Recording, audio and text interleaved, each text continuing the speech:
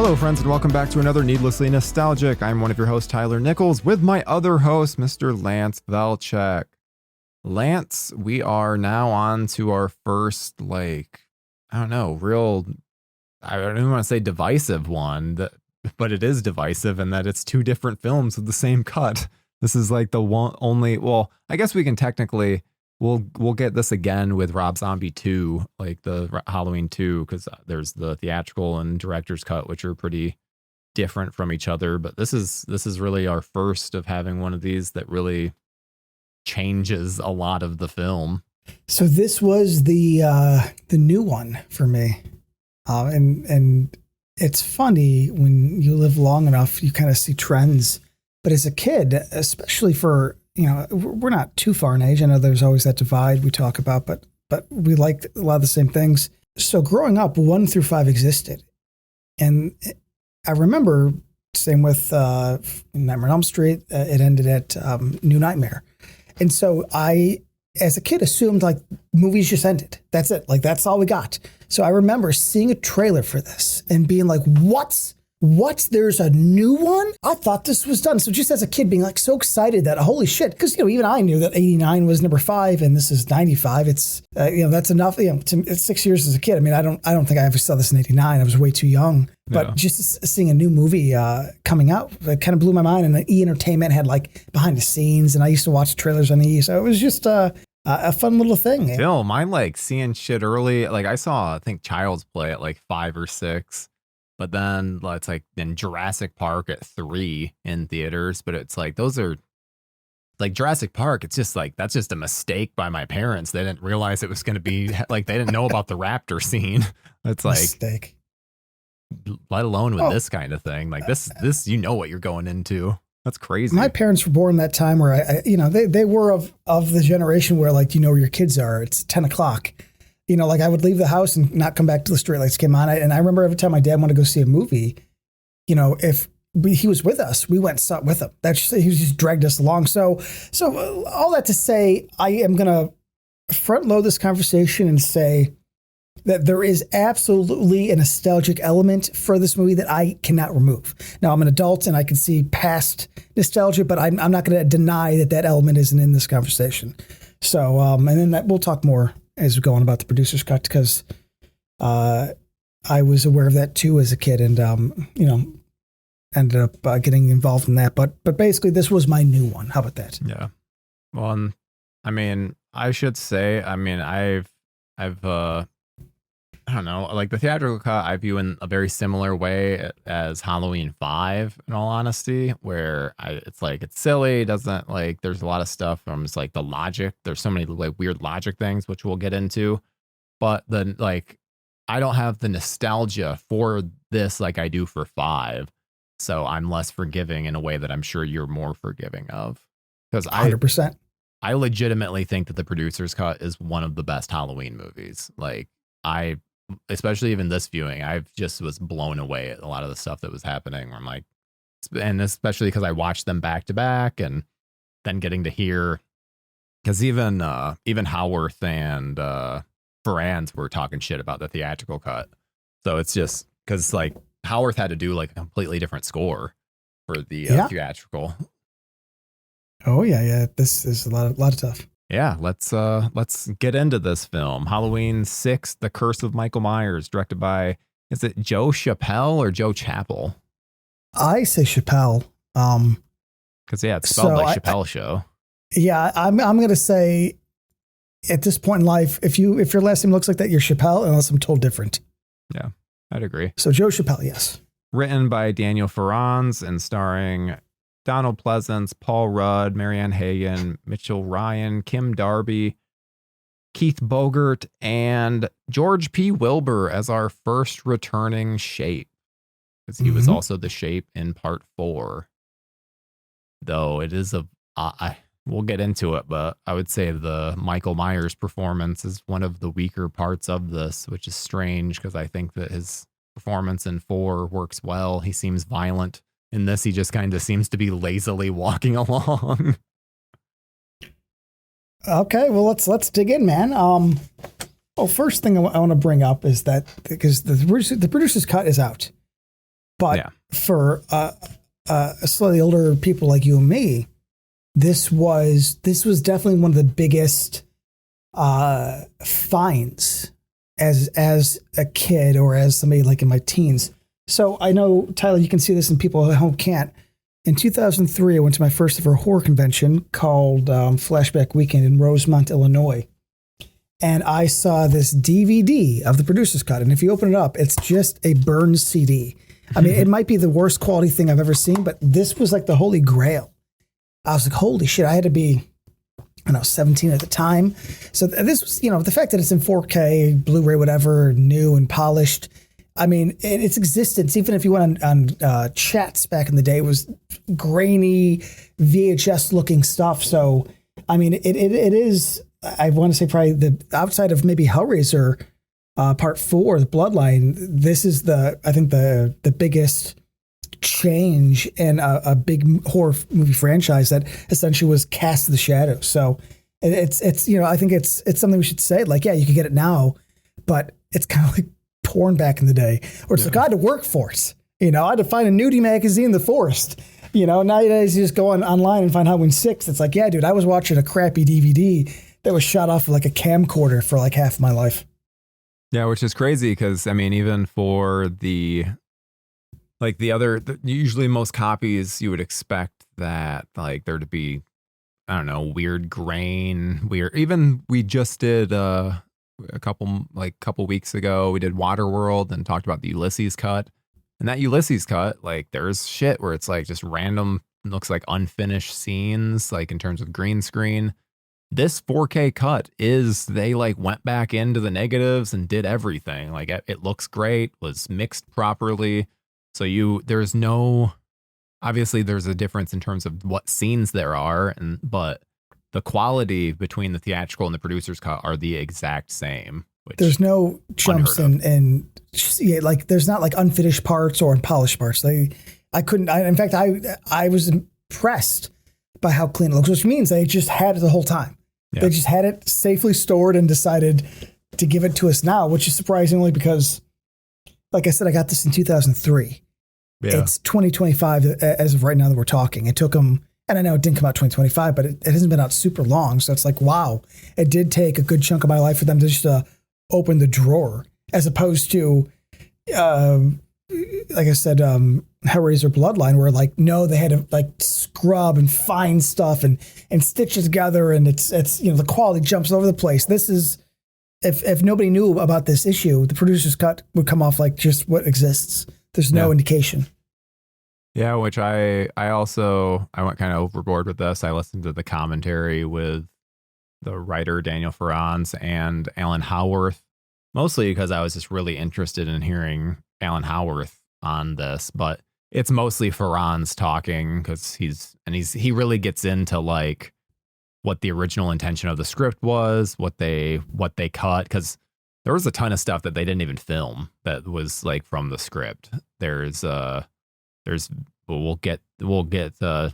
I'll try to explain the ones that I like remember and wrote down, but I was pretty shocked. Some of them I agree with them being cut, and there's others where I'm like, ooh, no. Like they definitely should have shown more.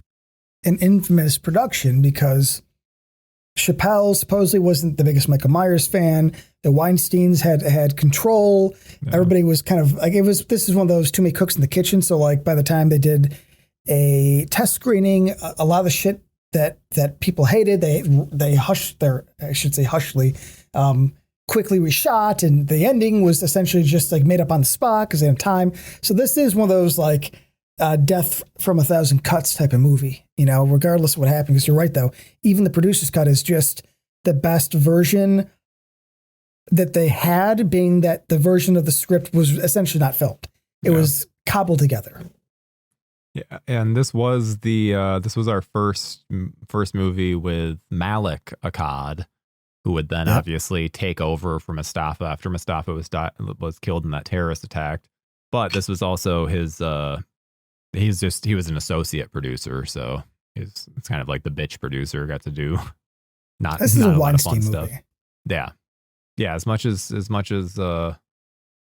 they aren't on set, they definitely dictate how things are run with their films, because very much they have a schedule to keep, and they think that they think they had the pulse of like the average viewer, which I mean, I guess they felt that way because they were taking advantage of plenty of girls around that age. But so Halloween 6 is The Curse of Michael Myers, and this is the one that deals with essentially taking what happened in the 5th, and they tied it in the 4th, which, I mean, I feel kind of bad because the 4th didn't have the Cult of Thorn.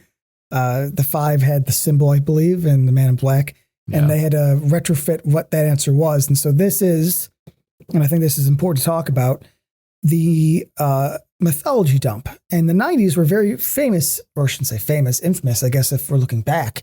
But as somebody who was there at the time, it was quite a big deal. The 90s were when we were long in the tooth for a lot of big horror franchises. And the way the 90s dealt with it is giving us answers.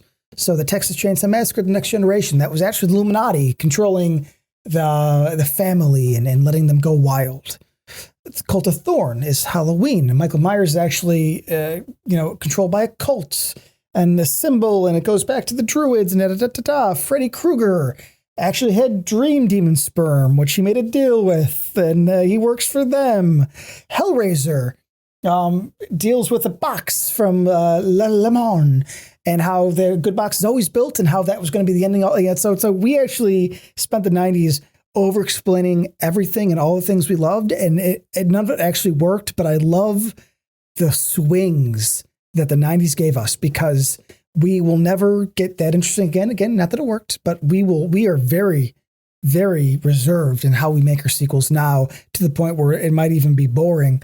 But the 90s, my friend, those were different times. Yeah, very much different times, and you can see it in the editing. Because if there's one big thing you can notice between the producers and the theatrical cut, it's the editing, and like you get to see it right from the jump. The theatrical cut has this wham bam, like all this crazy fucking editing as it's showing, like you don't really know what's going on. Like with Jamie, like you just see this girl screaming and getting pushed down in like a hallway. But there is one thing that you have to agree with. I know you like the theatrical cut more, but Loomis's narration is so much better in the producer's cut than Paul Rudd narrating in the beginning of the theatrical. I absolutely agree. In fact, the big complaint I have about the theatrical, because I will state off and say that I like it, and I actually really like it. I mean, as messed up as it is, that there's my reasons, but I didn't realize how cut back Loomis actually was. Yeah. I mean, obviously there's scenes that are different, but his presence in this, and yeah, Paul Rudd, even when I was a kid, I was like, I'm not really on board with this angle of a character, because now we can make fun of it. But even back then, when you don't really have the tools and the verbiage to say it, he plays it kind of like a pervert. Like, he is the kind of guy who's going to try to get you in the van. He has that like atmosphere, and it's such a weird decision by Joe Chappelle to have him be like, "Oh, hey, I've been watching you from across the street." It's like, why are you doing that? You can make him weird, but his delivery is, "But Jamie is his sister." I was like, dude, are you fucking touching kids? What are we doing here? Yeah. So yes, him narrating in that voice is weird, and I absolutely prefer Donald Pleasance. So I will lay that on the table. You are correct, Tyler. Well, and let's also state the producer's cut. They actually show young Jamie getting kidnapped, and Michael too, from that little bit right at the end of 5. It makes no sense to why they didn't keep that, except for, I'm assuming, which is something I fucking hate, and this is why the producer's cut doesn't work for me, because the cult stuff is very corny, and they wear very corny suits, and it just is, to me, it's not even fun. It's just really lame. But I do love the idea of them showing Jamie being kidnapped and then like dragging Myers into the van as well. Like, the guard, like putting the dog back in the cage. That should have been kept. Like, there's no reason that doesn't contradict what the theatrical cut does. I don't get why that was removed. Because to me, that at least perfectly leads into 5. Whereas I think there's a lot of mental heavy lifting you have to do to be like, okay, why is Jamie in this room being tied up and giving birth? Like, how does that go? Like, she wasn't kidnapped in 5. Yeah. Like, she was just standing there with Michael gone. So I think that connection missing is a really bad idea because it logically doesn't get us to where we need to be to like feel for her. Because I'm like, why is she here? I mean, why would you cut that? Yeah, there's a bunch of cuts because producer's cut, it has that nurse coming up and like she's essentially saving Jamie and like takes her out, where like there's a little bit more of a lead in to that versus the theatrical cut where it's just like it comes across more as Michael's here, we have to get you out. Meanwhile, the producer's cut, you get to see that no, Michael is in, like they have him locked away and the man in black releases Michael once Jamie escapes. So it's like, yes. Oh, okay. Like that's why, because otherwise it's like, wait a minute. So Michael just happened to find her right when she's having the baby. Like that's fucking wacky.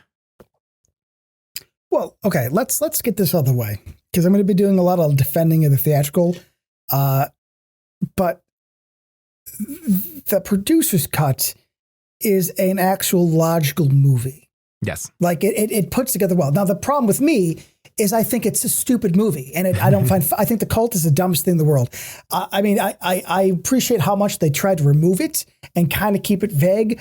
But if that is the argument here, then I fully have to just lay down my sword and say, the theatrical actually makes no sense. I mean, it makes like it's a general sense of like, okay, a lot of it's mysterious and you have to just kind of make your own connections. And as a movie, yes, that's bad. The producer's cut actually has reasoning and logic. But that writer, what's the name? Daniel Ferrans. Yeah. And I mean this the nicest way. He wrote a fucking shit script and a dumb idea. And the fact that they were going to make this how he was controlled and there's a cult and stones. That's a bridge too far for me personally. I'm down. But I can't lie and say that I don't love the 90s style. And this is the first movie probably in a long while that I think feels Halloween-y. I think it was actually the only movie actually filmed in October. But that is something that producers or theatrical, I need to get down right now. We talked about the beginning, part 4, and how that atmosphere was really important. This whole fucking movie is that atmosphere. I'm talking fog machines, blue night, lightning flashes. It's corny, if we're being honest. Mm-hmm. It's over stylized, but goddamn, am I fully on board with like the look and vibe of this. The streets are wet. There's leaves everywhere. So, logic or not, both versions actually deliver, I think, the feeling that I really love of Halloween, especially in an era that just reminds me. In fact, I'm going to send you a picture right now in the chat. I look like who's the lead character, which is Kara, her friend, which is Beth's boyfriend. I looked like in high school. I had the flannel shirt. I had the same hair. So I'm not going to pretend that maybe I've seen photos. I've definitely maybe seen this photos is actually like pulling a Captain Ron, and maybe like I saw this young, I was like, I like that vibe. I want to be that guy. This could be a Weekend at Bernie's situation where I'm like, oh, did the boyfriend of Beth influence me? I mean, it wouldn't shock me. I definitely can see the parallels with it, but I mean, there's stuff too with like even the escape, like Jamie leaving makes a lot more sense in the producers versus the theatrical, because it's like the producers gets rid of that whole bus scene, like with Michael going after her, stalking her, and like almost getting her in the bathroom cell, or the bathroom stall. Well, they move it though. They don't get rid of it. They move it, don't they? It's like later in the edit. Is it? Yeah, because he stabs her. Because it's the same scene where like he opens the door of the stall and she's gone, and then he follows her to the thing and he stabs her instead of killing her, and then they cut back to Paul Rudd finding the baby. So they have it, but they move it because Jamie lives. Yeah, because it makes more sense. Because then otherwise, it's like why does Michael not just retrace his steps? But yeah, Paul Rudd gets the kid much quicker. Because that kid could have been sitting around for quite a while on the theatrical, where it's like that baby's really well behaved. I mean, it does. I mean, in both versions, it's one of those like it's movie magic because she put a brand new baby and escaped. If it cried once, Michael would have been like, "Oh, the baby's right here. I don't have to go anywhere. Thank you. You left it wrapped as a present." Yeah. But no, them moving that later because they kind of cut back and forth. Like Jamie's like, as she lives, and then they shoot her in the hospital, which is fine. I mean, like it is a tighter story in the producer's cut. I mean, Loomis, which another thing they cut from the theatrical, which I fucking hate, is the producer's cut when Dr. Wynn, right? Yeah, Dr. Wynn shows up. There's a line of dialogue where he goes, I had skin grafts. I no longer scare the children. And I'm like, why would you cut that? That actually explains why he doesn't have the scars, because they make a point to see the scars on Michael's hand. So I'm just thinking like, even I will admit, stuff like that I do think adds a lot. I think Jamie living, and even though I think her death is far better and cooler in the theatrical, it gives the character more respect. Her living a little bit longer and kind of being a little more involved, or at least at the plot point is a longer part of the producer's cut. It gives Loomis more to do. And her being kidnapped is something that's mentioned, which again, they don't ever actually say in the theatrical, which I will admit is a dumb idea. I love the fucking Win too. Like, maybe I just don't have the right idea of how old Win is, but like Loomis seems older than Win. So why is Win trying to get Loomis to come take over for him? I've never thought that was a good idea in any version, because they're both senior citizens. It's like, yeah, he's retired. And he's happily retired. Retired, and also doesn't seem like in the best shape. Obviously, Mr. Donald Pleasance was dying at the time, but even if he wasn't, like, this man has not aged in a way that I would think he could really run a business. He could run the hospital.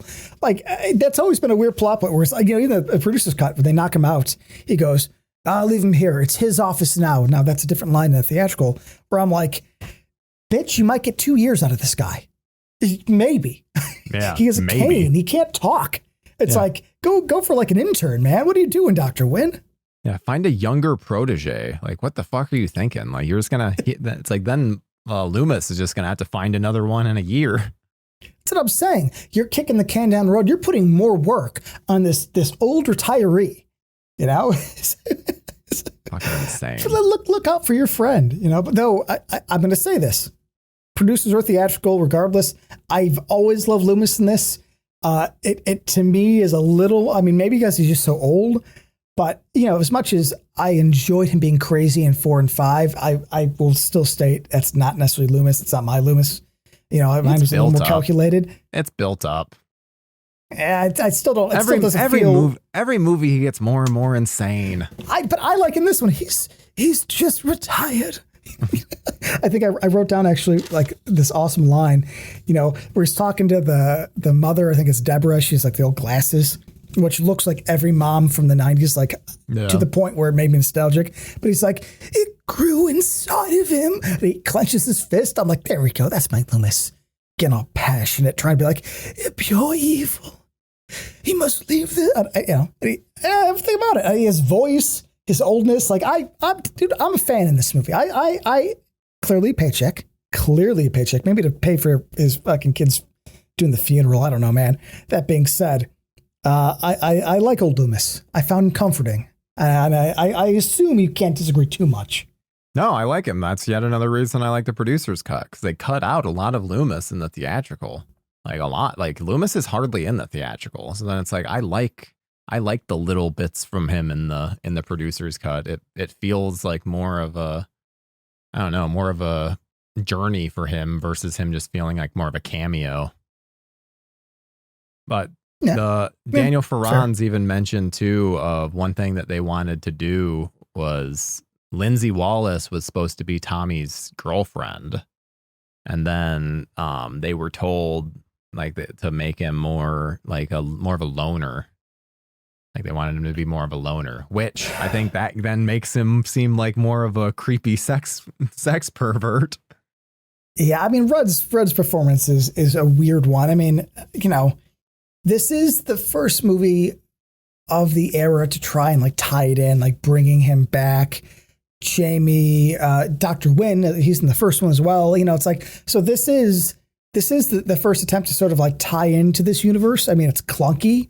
Yeah. Jamie Wallace would have been a fun addition, but I don't know. It's one of those things that now after watching the Gordon Green trilogy, I'm like, I don't want any connections. Like, I don't know how it would have done. I am actually glad that Anthony Michael Hall, am I saying that right? Yeah. Took over for Tommy Doyle. I mean, I know they asked Paul Rudd. I think he was busy, though it might have been a lie. That being said, I prefer Hall actually as Doyle. So I don't want more people in this. I think the mythology was a little too stupid. Again, the cult thing doesn't work for me at all. In fact, the reason I liked the theatrical cut, and I was actually having a conversation with myself the other day. It's like, okay, I like Arrival, I like the Dharma Initiative.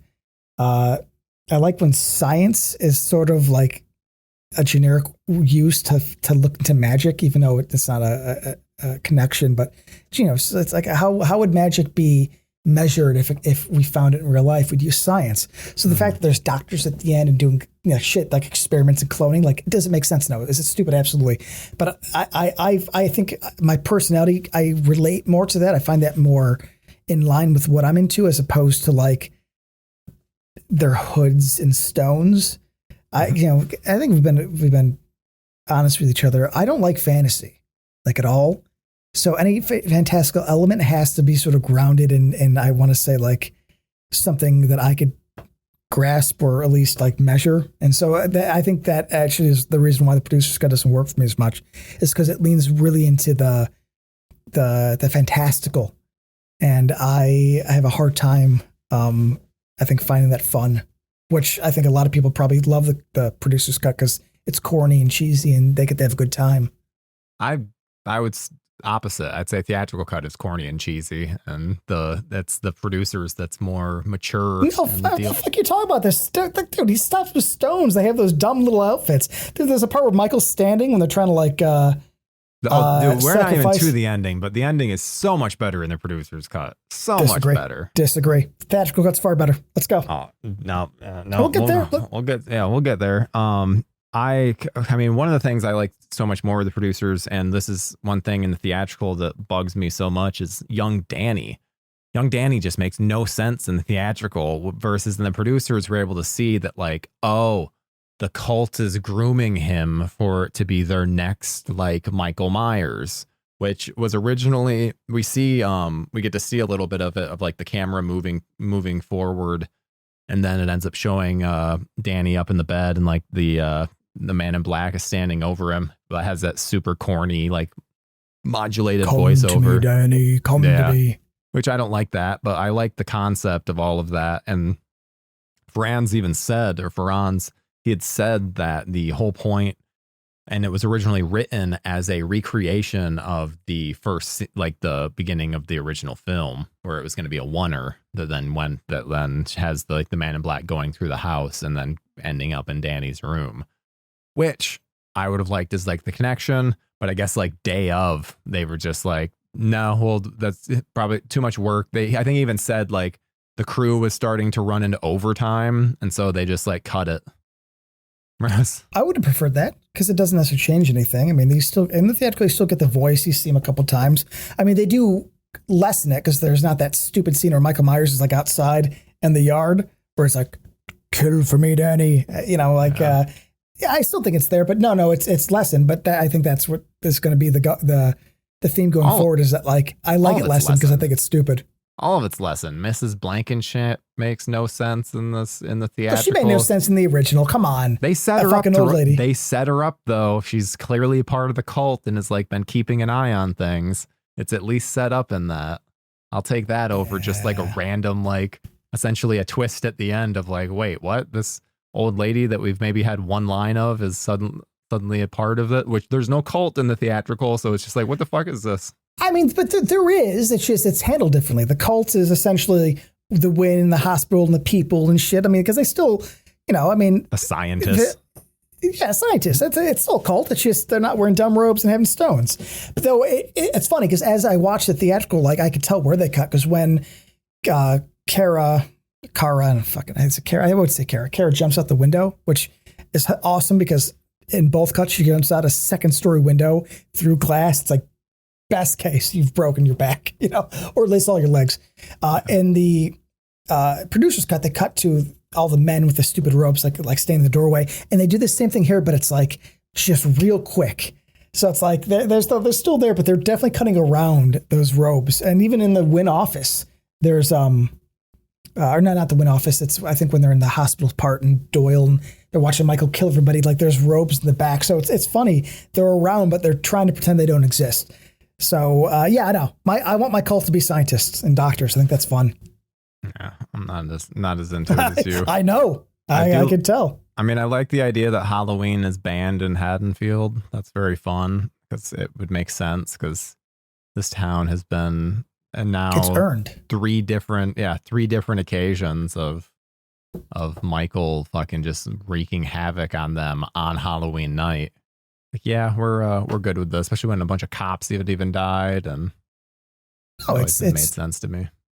That's why, I have issues with the Gordon Green trilogies because nothing's earned. It's like, well, if the only first movie happened, then there's no excuse for this. I mean, I wish they went into it more, but the 90s were not a time for nuance. Yeah. They weren't. They were about exploration, but the nuance is not a part of the 90s language. It just isn't. So yeah.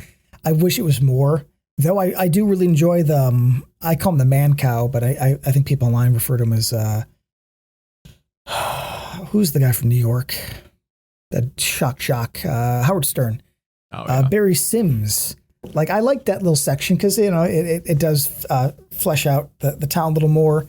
I think that to me is like kind of Halloween stuff that I like. It's a Halloween party. It's a little protest. All the signs say like Halloween Haddonfield 1995, and it's like I don't know. It's fun. Yeah, I like it's that. Fun. And I mean, even Jamie. I like that. Like Jamie can't get a hold of 911, so she calls the radio station where it's like, just dial the operator and ask her to connect you with Sam Loomis. Like, why is your solution to call the radio station? Obviously, I know it's because she needs Tommy, like plot wise, she needs Tommy to have heard that. But it's like, it doesn't make any sense. But it makes no sense for Loomis because Loomis as a retiree is not going to be listening to Mancow or Howard Stern.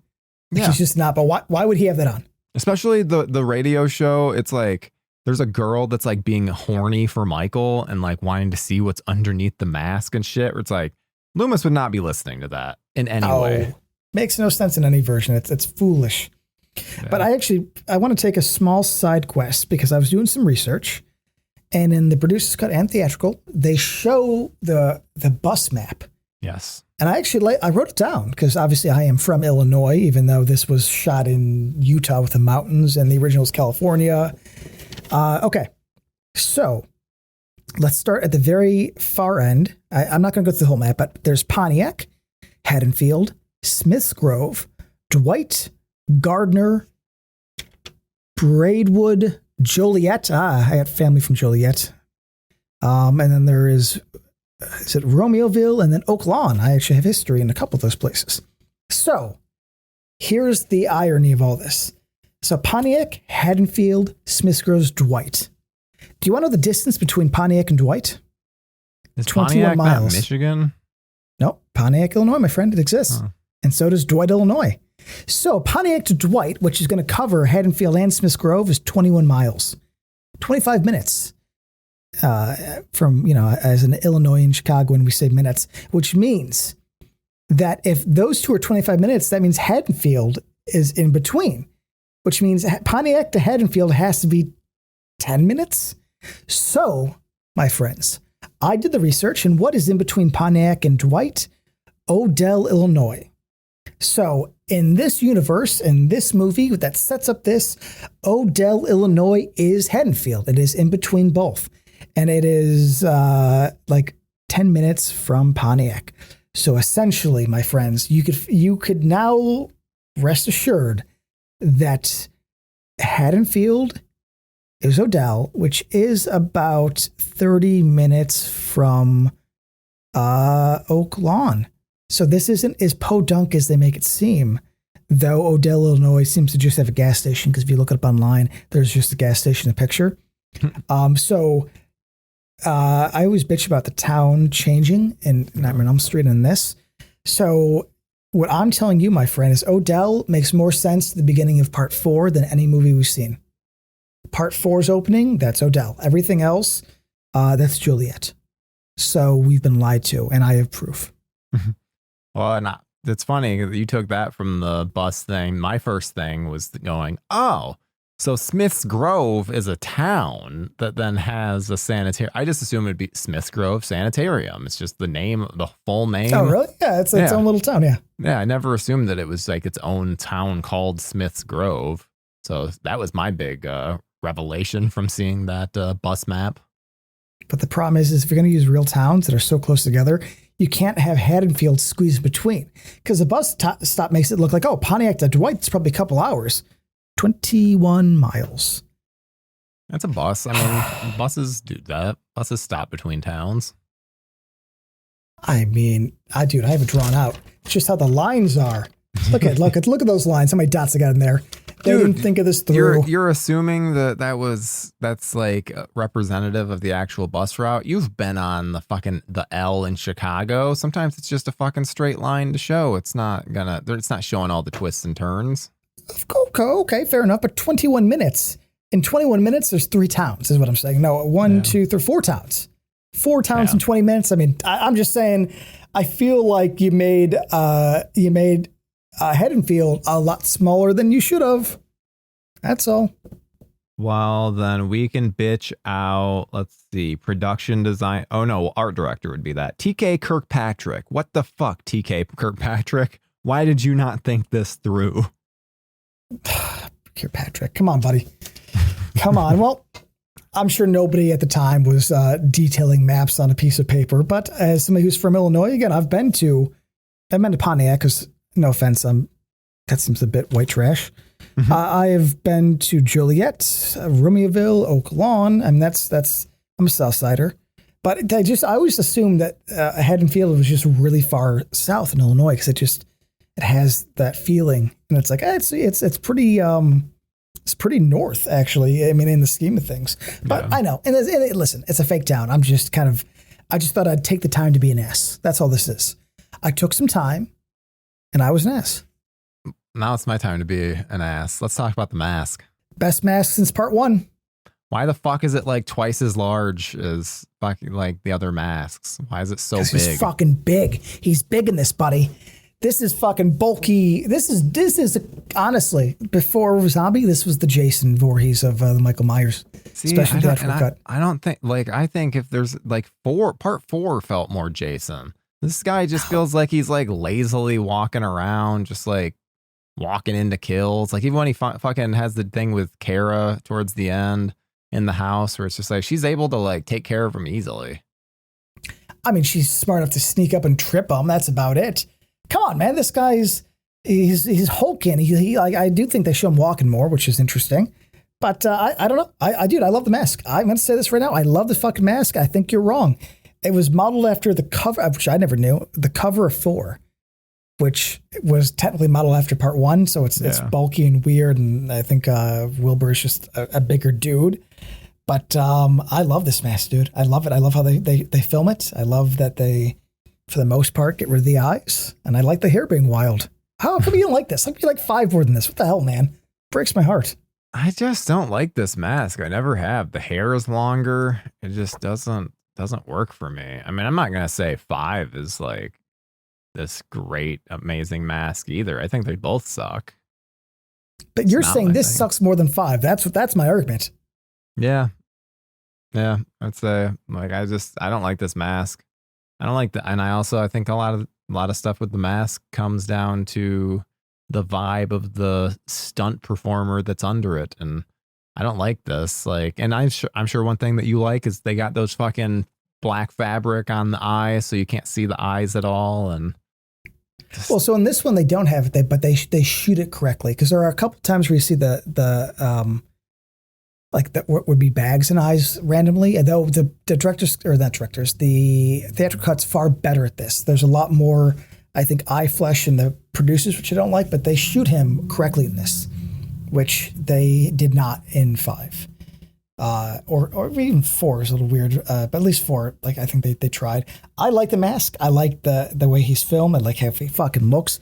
Now, I'm going to say this and we're going to disagree. The problem I have with the producer's cut is there's way more footage of him standing and hanging out Yeah. And I think Michael Myers is one of those guys that like, I can't see that. It ruins the magic. Like they're trying to sacrifice Kara and he's just fucking hanging out.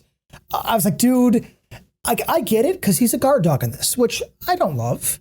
I don't love it. I'm not going to pretend to love the fact that they just let him loose and put him back in the cage. I mean, that kind of gets rid of his independence. That being said, him hanging out, sitting around or standing around is corny as fuck, and I have a hard time with that. So I'm glad they did the best they could with shoddy editing and removed it. Dude, that editing is what really gets me. Honestly, that's my biggest issue with. I hate the editing in this. You don't find movie. It music video charming, huh? No, I find it like just not because that's not Halloween to me. Halloween is Cundy. It's more intentional with what it's showing. These quick cuts. It's the same reason I didn't like the opening credits for part 5. I hate the fucking quick cut bullshit. Maybe in a different movie, I'll take it in a Saw because like that's established from the first film is like this crazy cuts.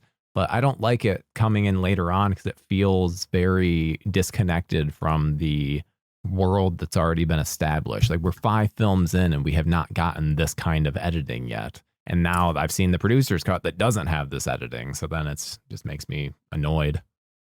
I think that's the divide. So I've been honest with you about how the first one to me is a perfect movie. And this is one of the few series where I actually don't want sequels. I think unlike Freddy or Jason, where I think we could have fun. The thing about the Halloween series, and I kind of respect it, is that they always kept it super serious and they try to respect it. And so I find this to be one of the more boring horror franchises. So to me, and I'm not saying my opinion's right. I'm saying that I think this is what works for me in this is that it's not Halloween. You're right. Because 2 is boring. 5 is boring. I enjoy 4, but I think by this point, like I actually like the flashiness. I like that he's meaner. I like that they forced fucking Chappelle to go back and make gorier kills. And I'm going to say this, you're going to hate me. Ellen, how we're scoring this is mediocre. I like the fucking guitar, dude. The fucking drums. Again, I'm going to give you this, Mr. Tyler Nichols. It is not Halloween, and you are correct. But I am fully on board with this bastardization of what we love. You're a Paul Rabjohns guy. I am a Paul Rabjohns guy, dude. I fucking love it. The chase at the end, like it has these cool like toms, and I just love that the tone of the guitar. I'm all about it, man.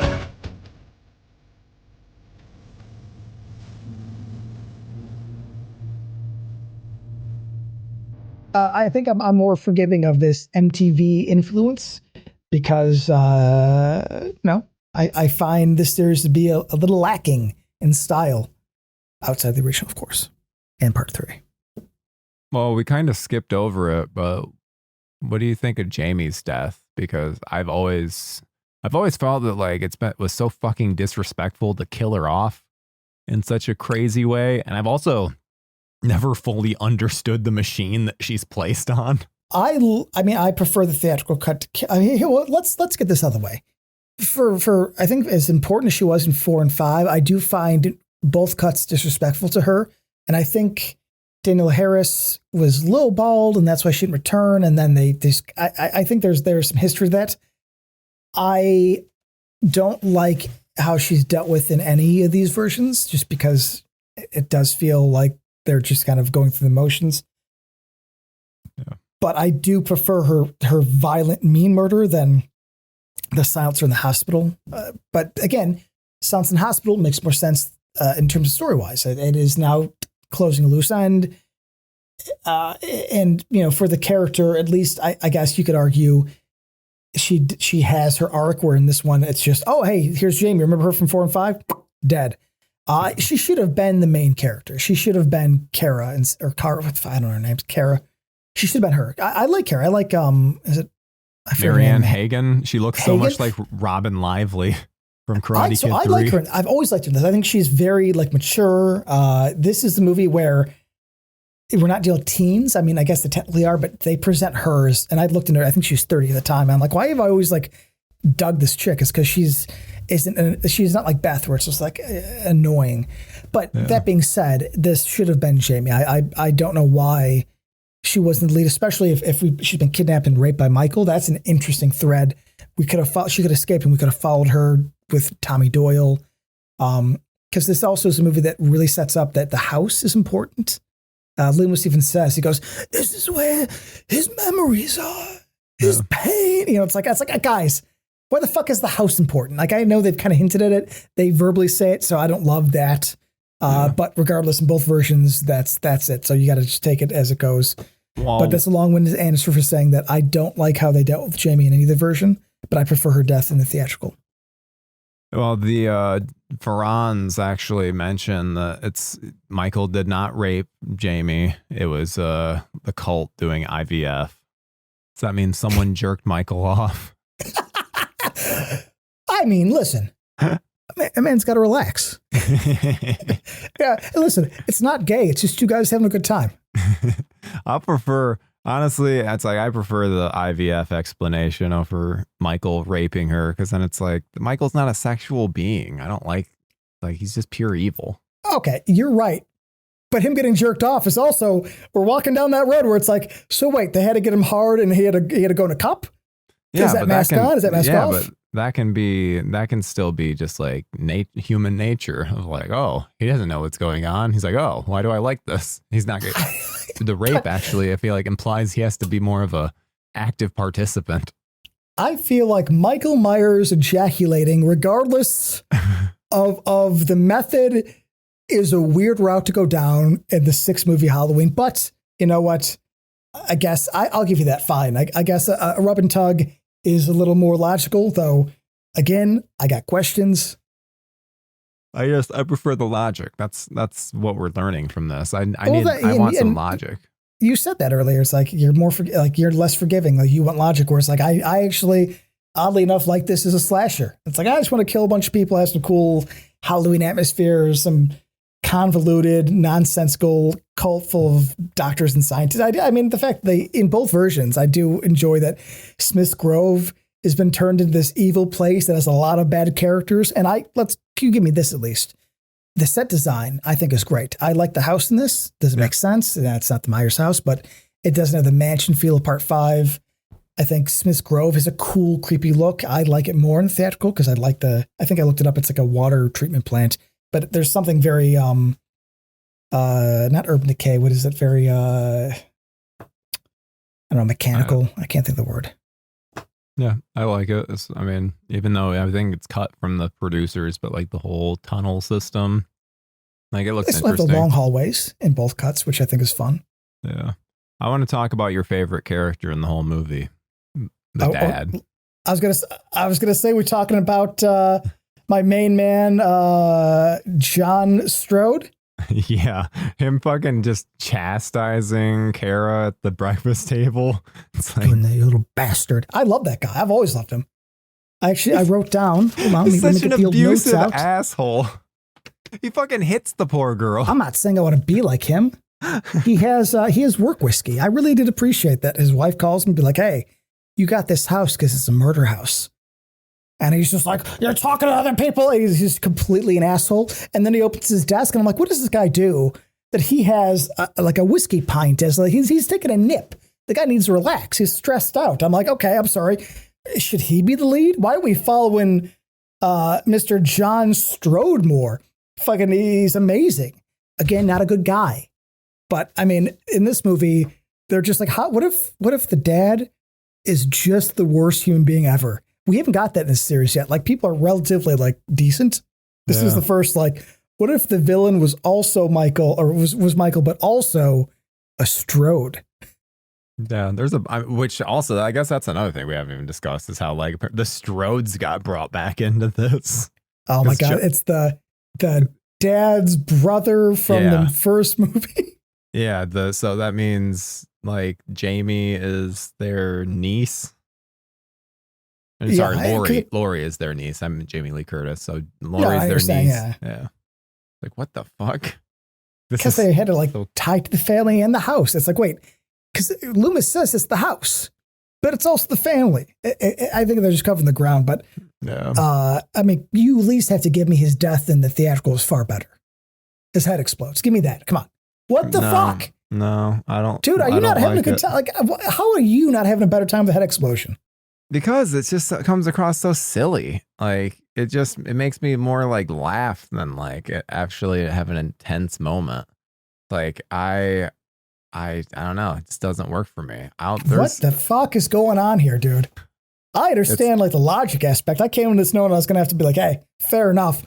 But you're going to tell me a stabbing into electrocution is better than electrocution into a head explosion? Come on, man. Come on. Yeah, I like You grumpy. the producer's cut and much more tame it is. I don't need these intense kills on a fucking Halloween movie. Okay, that's it. That's it. That you just said it. You do not. By number 6, I want it. I want this to be mean and violent and crazy. I want guitars being like. And yeah, put some music right here, please. Give me a little fucking help here, because I feel like I'm going to be the odd man out in this episode. Tyler, note for later. Put music right here to prove that there's some fun guitar. I don't like the guitar. I don't like the music in the theatrical cut. It's too MTV. Like that's why I remember watching the producer's cut for the first time and being. I think it was not the first time because I think the bootleg you can't really hear things quite as well. But the first time hearing the proper version, I'm like, oh yeah, it feels more like Halloween.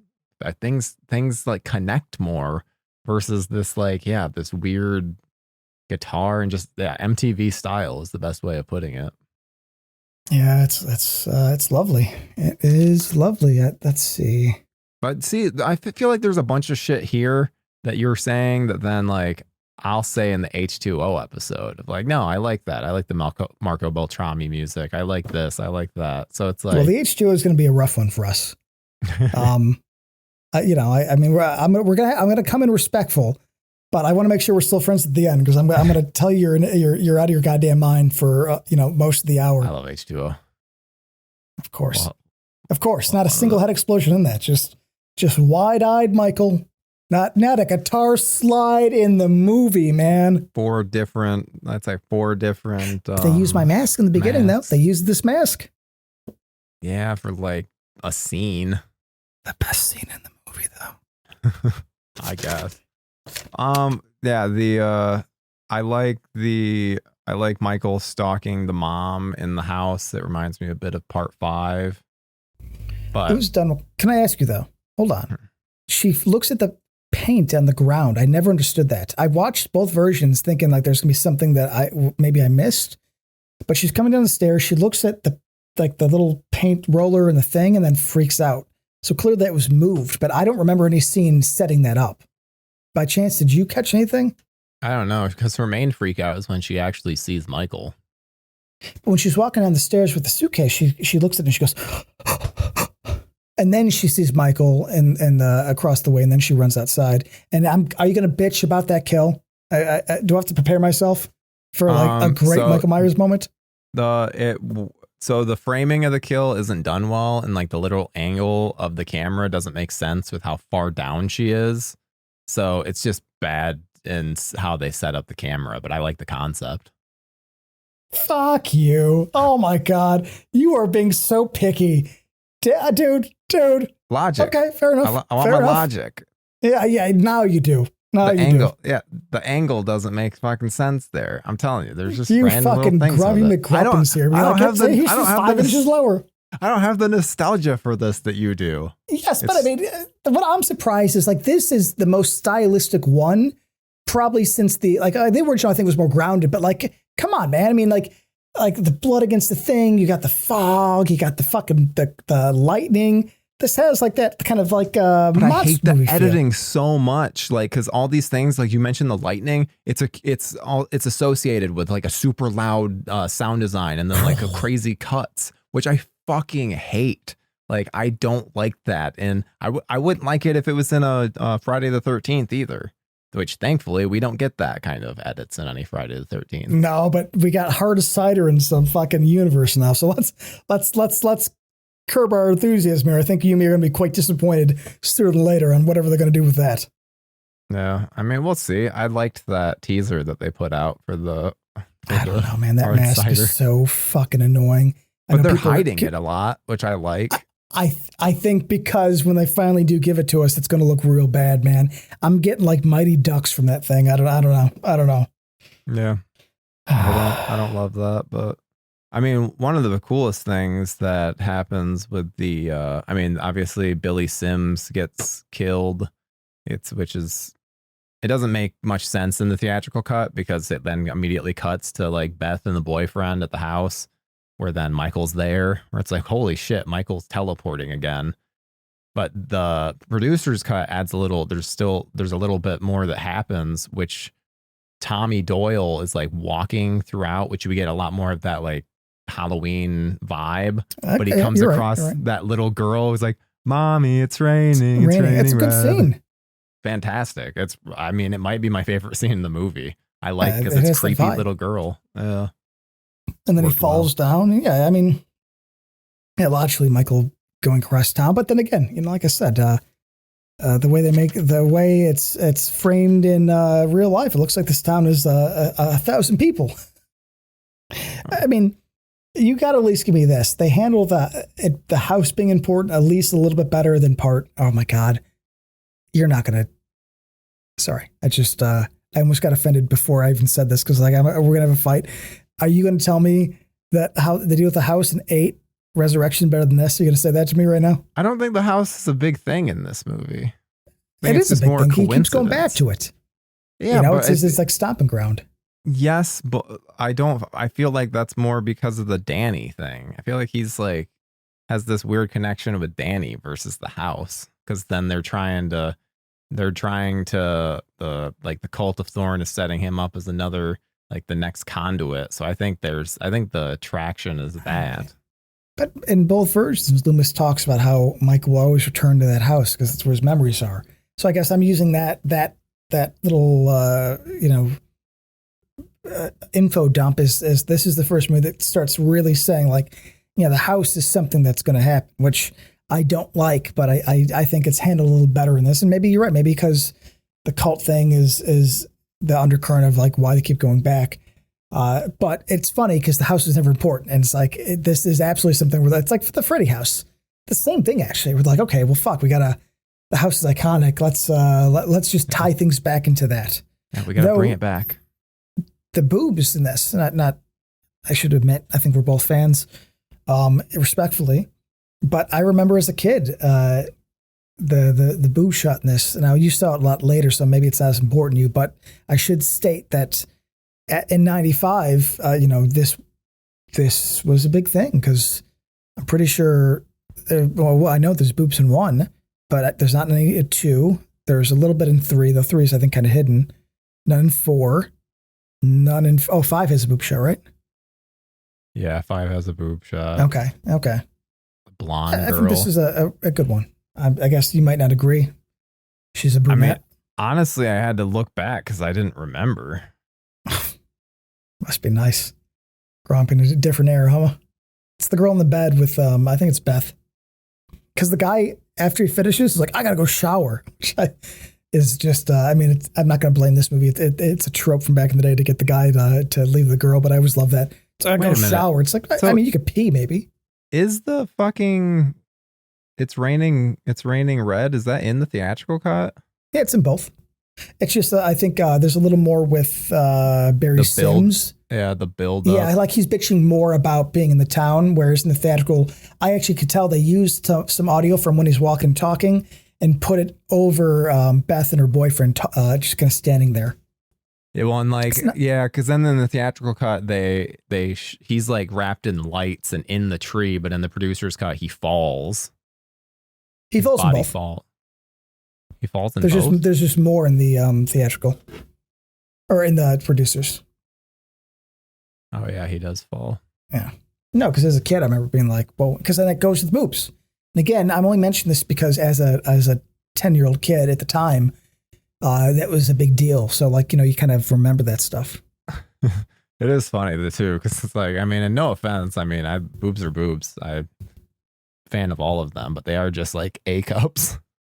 So it's funny. I find stood out everything to you so beautiful. Much. I'm sorry, sir. I do as well. I love all sizes. Just saying, it's funny that that stood out to you. Well, because I'll tell you why, is they're pointy. And like you don't see a lot of pointy boobs. I guess now you can see as much as you want, but like back in the day, so like it kind of stood out. And even in my memory, like I remember them being like almost like the cones. So it's just more of like them being around, like there's, I always say like, it's not that I was like sitting here like, oh my God, but you didn't see them a lot. So like every time that happened, it was like, oh, whoa. Yeah, natural tits were not a big thing in horror movies. Usually they were fake tits. Yes, and that might be a lot of it. So good for I can see that. Maria O'Brien. God bless. I think you did a great job. Yeah. Oh, and it seems like they're gonna do like a Friday the 13th Part 4 kill in the bathroom. Which also, just gotta say, why is Michael handing that guy a towel? I don't know. It seems like more of a Jason move for some reason. It does. Yeah. 100% does. It's strange. Especially you get to see the tattoo. Michael. Yeah. It's both Michaels. Might be the reason. Come on. That might be the reason that he's doing it. We got to show off that tattoo. No, it's very corny that he's like, I don't know, helping a guy out. But I do enjoy the little kills.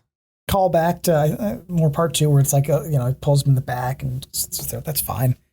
It's not bad. And I will say this, when Danny runs over and Kara's like freaking out, like I was probably around the age of that kid. And I remember being like, I can't imagine how scary that is to have to go into the house and get your kid. Just made me hate Danny. Yeah. Danny's kind of annoying.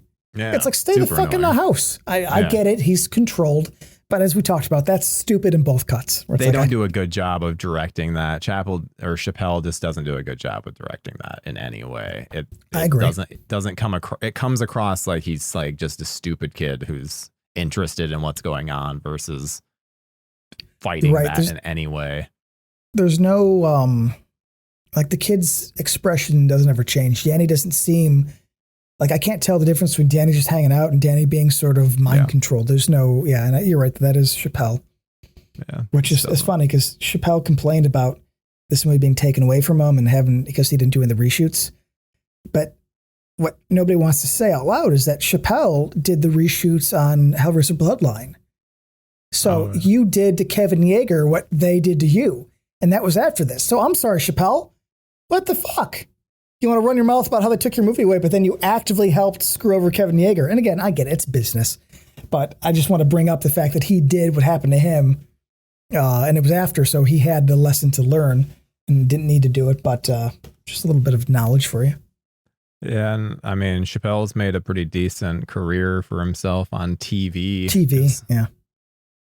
He produced a bunch of episodes of The Wire and directed some as well. And like that Blackbird with Taron Egerton and Paul Walter Hauser from a couple years ago, that one that like won some awards. Like I think he has a good eye. Yeah. I mean, I think again, we might find some disagreements, and obviously we have. I still think this is.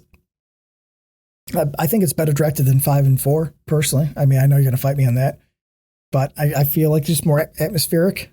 I don't know about 4. I really like how 4 is shot with like the fogginess and like the Halloween vibe. I do like it's hard for me, which I guess I can't blame on him. Again, the editing I really dislike in this. Like that's a big sticking point for me. We're both editors, like.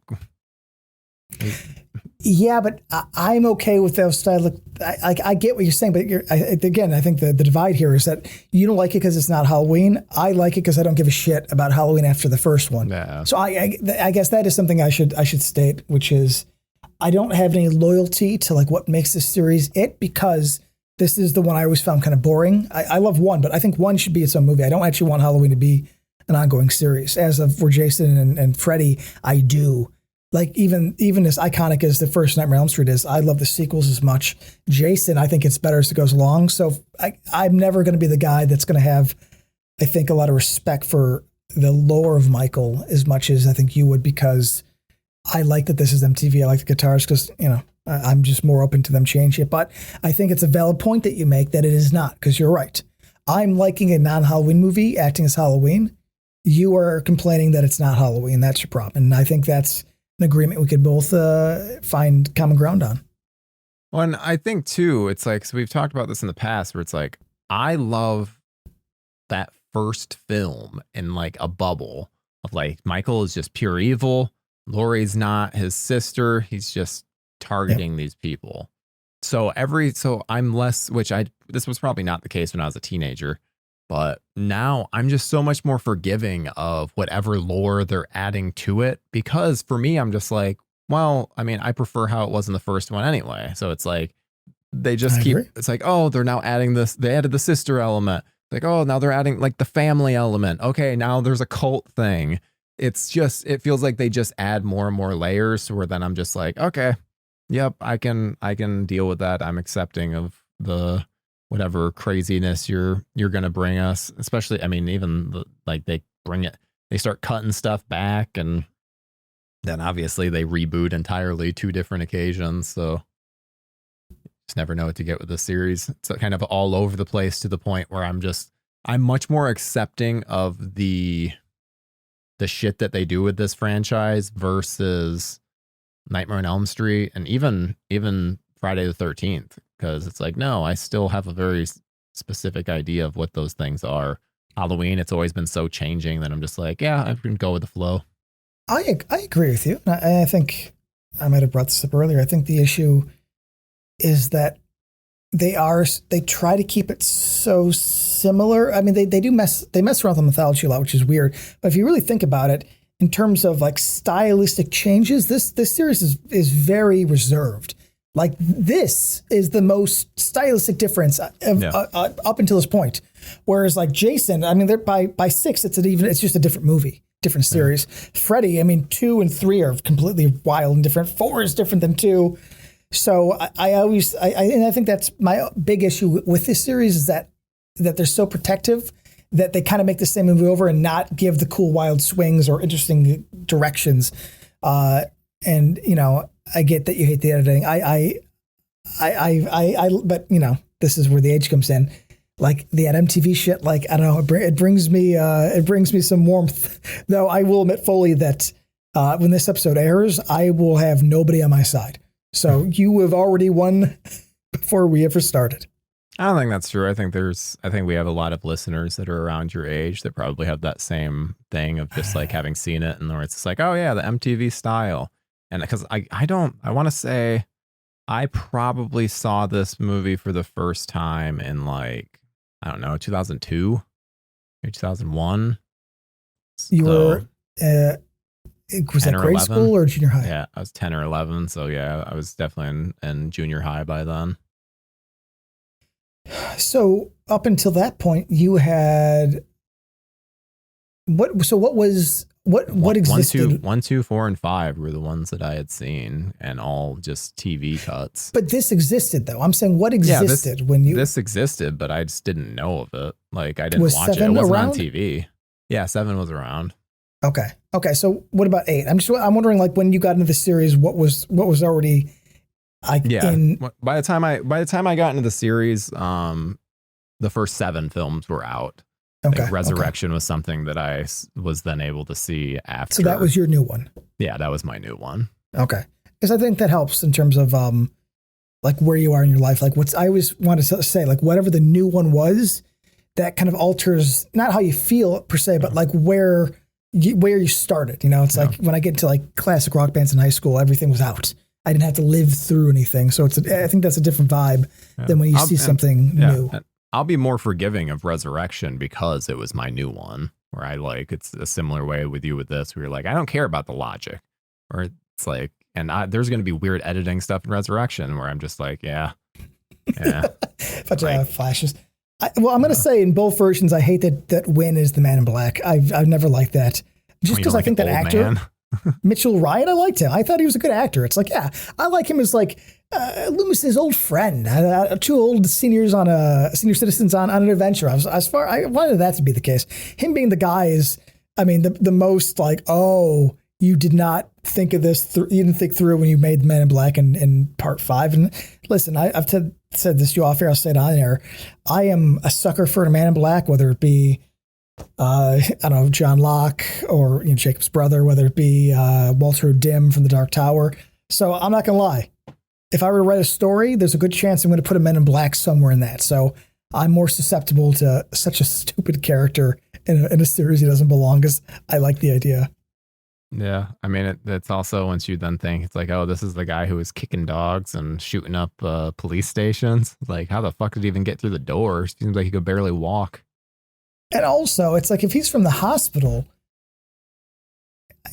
he has more resources than the loner that you assume he is in part 5. There's a lot of stuff this guy didn't need to do. He didn't need to shoot up the thing. He could have actually gone and grabbed Michael at any time before. You have the method, you have the people, you have the transportation. Why is he getting on a bus if he then has people? The van. Yeah, he has a van with his cult members. Like, just adds even more questions. He took the pace all the way from, well, I guess it's actually a 10-minute drive. So yeah, why do you take a bus for that? Yeah, take your own fucking vehicle. Just park it somewhere. Or have one of your cult members just drop you off. 10 minutes. They can do that. It's simple. Not a single person thought about carpooling. Not a single person for that short a drive. Nobody's like, hey, I got it. You could ride shotgun. They're wasting funds. They're state funded. They're used to not doing things logically. And they're just like, we're just going to. That's a good point. It's like the post office, right? Just do things how we've always done it, not logic in any way. I mean, okay, so this ending, like, I know you like, and yeah, there's some kills. Like, I don't mind the fuck, crazy kills. See, there's some kills. Come on, man. Where's Tyler? I know. Okay. Now all of a sudden you don't care about the kills. I like that. I do, but it's Halloween. We got a bunch of our crazy kills in part 4. Like, I don't know. I didn't need it, especially because this one feels like it's calling back to the original film. So it's like, I don't need like the craziness. And also, my biggest issue, when I say the ending, my biggest issue with this ending, like for the theatrical cut, is the fucking, the cutaway, Loomis screaming, and then fucking credits. Like that, I fucking hate that so much that it ruins all that stuff leading up to it. That's how I feel. Because it's like, I can do it without that dumb edit. Like, I hate that so much. Where it's like, oh, Dr. Loomis is getting killed off screen. Cool. I mean, listen, fair enough. I'm not going to fight you with that. I mean, clearly that's a last minute decision, but I would fight and say it's just as dumb that he becomes the handler of Michael at like 90 years old. And I'm like, the man with the cane? I mean, it's in the rocks. I mean, how about this? You can't get over the rocks. You really don't like mystical shit. Though. How about this? Let's get rid of that part, because even the theatrical, after watching producers, it's a weird cut where like they beat Michael the pipe and then it just cuts outside. It's like, I got some things to do. It's just like, well, how'd we get out here? It just seems like we're missing stuff. So fair enough. But up until that, the chase in the tunnels. Yeah. And there's that lady who's like a crazy with the teeth. I like all that shit. I like this. I like him murdering again. I know the edit, so you're going to probably fucking freak out at me, but murdering the people with the strobe light. Like, I love all that shit. I'm all about that. It's a fun chase scene. It's creepy. I think it's actually like nerving, and them having to go through the tunnels. Logically, we could argue that's fair, but him being put in stones and then just stopped. I'll never. I mean, listen, hitting him with a pipe is stupid, but stones is dumber. Come on. You like Michael getting pumped full of the ooze from TCRI? I love to. Absolutely. I was raised on the ooze, buddy. I mean, listen, I'll admit that makes no sense. And I think they actually said they just had no ending and they just filmed it. So it is stupid. But again, I could understand a pipe. I can understand weird liquid. I could make that connection. Stones, I can't. It just stands there. And then what's his name? Like walks in. It's like, well, if Michael's going to kill Wynn, why wouldn't he kill him before? Nothing changes there. I like so Michael's out. He replaced him. He replaced his body. That's stupid. I don't like Pharrell. Pharrell, what's his name? Who's your buddy? Who's your best friend here? Daniel Farran's. Yeah. Fucking Tyler's old fucking chum. Yeah, he didn't do a good job. This story was always stupid. So I am all about the science ending. Let's remember, this man was a hired gun that was told, make sense and connect the ending of 5 and try and bring it back to the first film. Let's not forget I think that. you could do a better job. Yeah, I would say that with a lot of this shit, because we've been sitting with this shit for 30 years. Of course we can do a better job. I even the cult aspect isn't that dumb, but the Thorn, because it does, I mean, regardless of what cut you like, what they're saying is that there's a constellation that essentially like makes him kill. That's pretty much what this is. I mean, and no matter what cut that is, that's stupid. I would immediately, it's like this weird cult thinks they're controlling Michael in the very beginning, and then they get killed by him. And then that's the last we hear of the cult. That's what I would have done with this same, we got to deal with it. Take the curse out of it. Essentially say like a cult kidnap Michael. They take him from the thing and they think they have control of him. And so they let him out and they realize that, okay, it's like the grizzly man. He thought he could talk to the bears. And then he gets eaten alive because he was just lucky the whole time. That's what this movie should have been. Yeah. These guys kidnap Michael, think they actually have him in control. Like, okay, we're going to have him kill for us. And then kills the cult, escapes, and then goes after the rest of the happens. Yeah, because you keep Michael, you can probably keep him locked away the same amount of time where they've like fucking, because this could all happen over the credit scene where you're like, they've been doing these tests and like for 10 years and they think they've done it. That way, when he kills them all and escapes, Jamie has this false sense of security where she thinks that he's gone. She has a fucking husband or boyfriend now. They had a kid. Like you can still get to a similar spot. Just fucking get rid of the cult stuff. Which I would prefer that, but that's not what we got. How about this? Put the role of Laurie Strode in the Gordon Green. Like that sort of paranoia, that's what Jamie should have been. It would make far more sense of her. Like, yeah, maybe she's fine, but maybe she's super paranoid. Maybe she has guns of war. She should have been the main character, and it should have been Danielle Harris, regardless of anything. Because this new girl doesn't do much. But again, we talked about the 90s were an era of over explanation, and I could laugh and have a good time now. But I mean, if I was older during this time, because I was a kid, so I was very just like wide-eyed and is it bushy-tailed? I can't think of the saying. But as I've gotten older, it's like it's so fucking cheesy that everybody was like, okay, let's explain every horror franchise. We're going for the whys. That's the 90s, the whys. Yeah, and I don't want to bash. Her name is J.C. Brandy. She's the Jamie Lloyd replacement.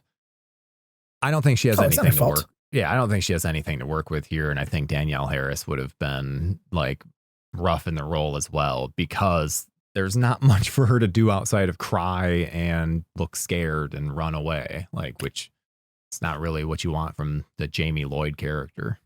I mean, I feel like there's a chance they probably, when Danielle Harris did return, they might have cut the role down. Maybe the original thought was to have her do more. I don't know. I mean, there's been so much talk of like what ifs and little things like that. I'm not even sure what's true because obviously like the script we got was, this was being made, I think in 93 or 92, right? I mean, they started this early.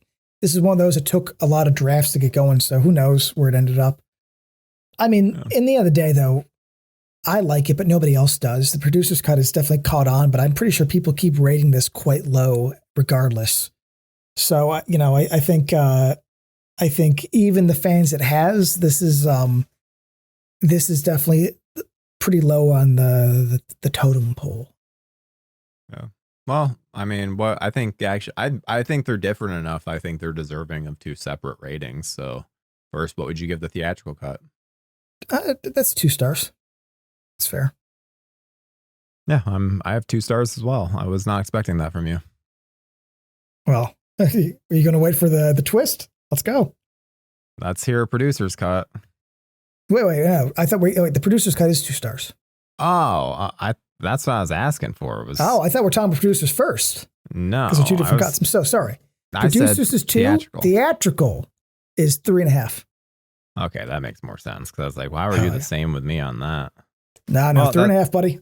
That's hilarious because mine for the producer's cut would be 3.5. So we literally just. Oh, and yours is 2 for the theatrical, huh? Okay. Yep, and 2 for the theatrical. I almost went 1.5, but I can't have it lower than the 5th film. I real quick though, because we're about to end this.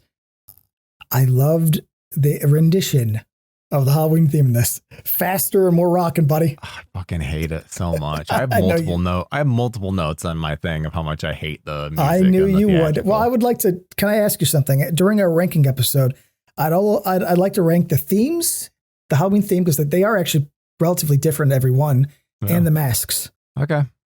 All right. Okay. I'm down.